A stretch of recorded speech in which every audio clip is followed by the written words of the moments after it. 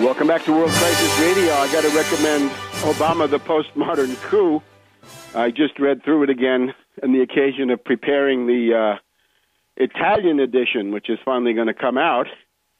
And essentially, if you want to understand what's been happening for the past 3 years, you better get a hold of Obama, the Postmodern Coup. It's not that long. You can read it in English in not that much time. And in particular, the essay by Jonathan Mawad in there deserves particular attention. The whole question of the Albert Einstein Institute, Gene Sharp, Colonel Robert Helvey, the entire genesis of the color revolution in Kiev, in Georgia, coming from Belgrade, right? Coming from Otpor. And we know that the Otpor in Belgrade have become the trainers for dozens and dozens of these zombified color revolution movements, including the April 6th in Egypt, who simply, as we reported then, took over the logos, the clenched fist, the slogans of Otpor, live again in Tahrir Square. And it's simply, this is an appeal to youthful nihilists, to the worst elements of Generation X and to the worst elements of the so-called millennials and the youth bulge across the Arab world. And one of the interesting sentences that you'll find in there is the people who worked on the color revolutions thought that they could use the color revolutions to destroy the nation state worldwide by the end of the 1990s, that is already more than 10 years ago from now, with the help of what? Swarming adolescents. Swarming adolescents of the type usually seen at rock concerts.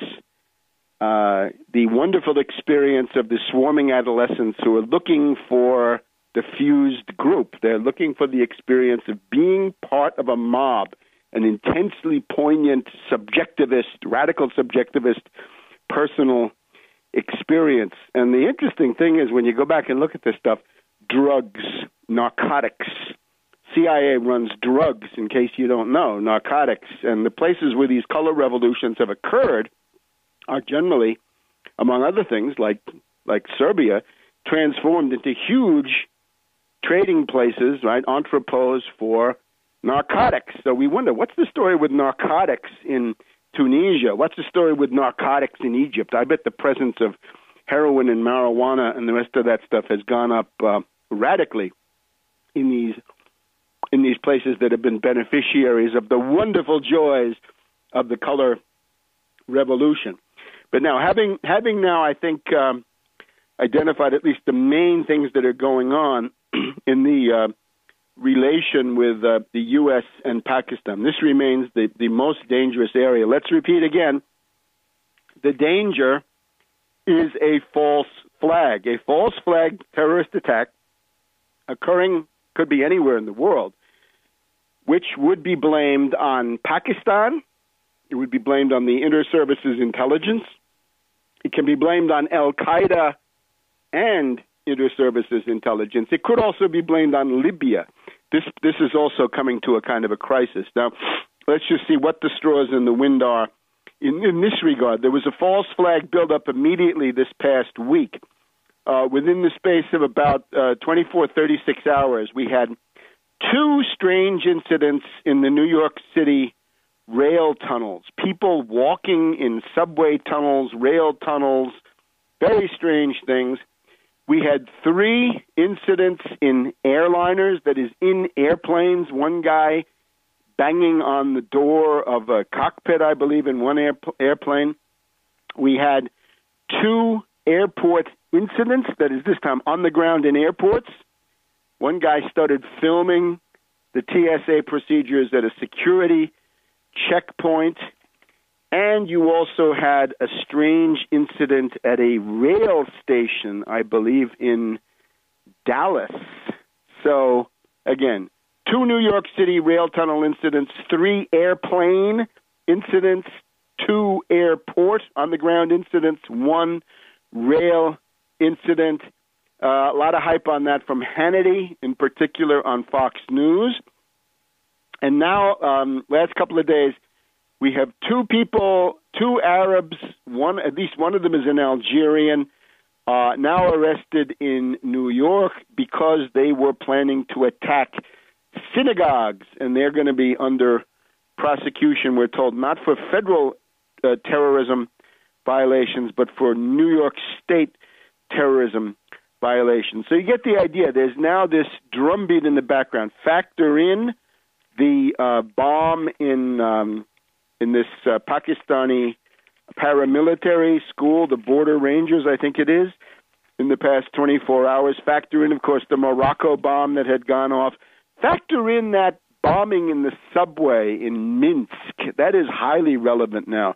Look at that Belarus subway bombing. We know Lukashenko has been a target of color revolutions now for essentially a decade or more, since the current, since post 9/11 phase even began, and even before that. But he's got their number. He knows that they're coming after him, and good reason, and good job too, because that's one area where World War III could break out immediately, with the Poles on the one side and the Russians at the other end of the country. You don't want to have any instability in Belarus.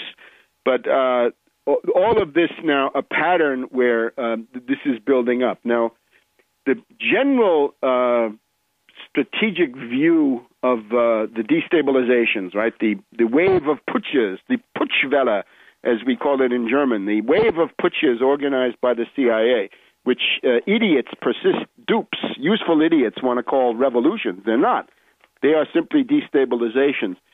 The Washington Post of this morning, Friday the 13th, blooms of Arab Spring fading, recent reversals, dim optimism. It's going to be a long and bloody haul by Liz Sly. Sounds like a name out of the British Restoration comedies, Sly. So here we have Salman Sheikh, director of the Brookings Institute Doha Center in Qatar, or Gutter, one of those gutter think tanks. Quote, "We're rapidly coming to a fork in the road where one path leads to change and reform, and the other leads to retrenchment and repression. It's going to be a long and bloody haul, and it could take us a number of years." Now, they also then, in this same article, they go through their overview of what's happening in the various countries. Let's just take a look at this.